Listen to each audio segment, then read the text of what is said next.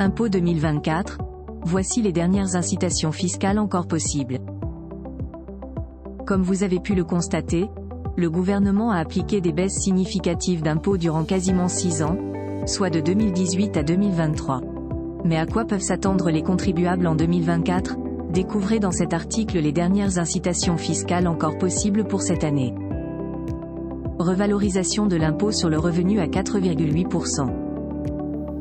Depuis le 1er janvier 2024, l'impôt sur le revenu, indexé sur l'inflation, a été revalorisé à hauteur de 4,8%. Si le gouvernement a changé le mode de calcul, plus de 320 000 ménages seraient devenus imposables. Cet avantage profite principalement à ceux dont le revenu n'a pas dépassé les 11 294 € en 2023 pour un célibataire. Cette opération actée par l'exécutif est importante. Elle s'appliquera aussi sur les pensions alimentaires, les frais d'accueil pour les seniors, l'abattement à hauteur de 10% ainsi que la déduction de 10% sur les salaires. Prorogation de la majoration du plafond de versement des dons. Il est important de rappeler que la réduction d'impôt pour dons offre la possibilité de déduction jusqu'à 75% des dons en faveur d'associations venant en aide aux personnes en difficulté telles que la Croix-Rouge ou encore les Restos du Cœur. Si le seuil de versement a connu une majoration de 1 000 € par an depuis 2020 jusqu'au 31 décembre 2023, cet avantage sera prolongé jusqu'en fin 2026. Pour ceux qui souhaitent également verser des dons à la Fondation du patrimoine, ils pourront profiter d'une réduction d'impôt de 75% entre le 15 septembre 2023 et le 31 décembre 2025.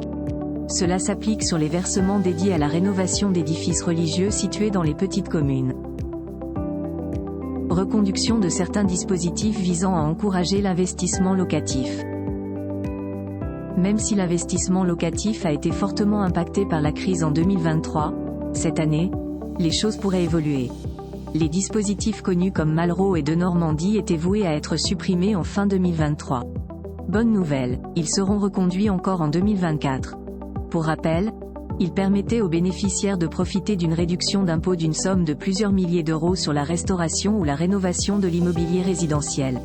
Une fois les travaux terminés, les biens rénovés devront être mis en location durant 6 ou 9 ans. JEI, taux de réduction d'impôt à 30%.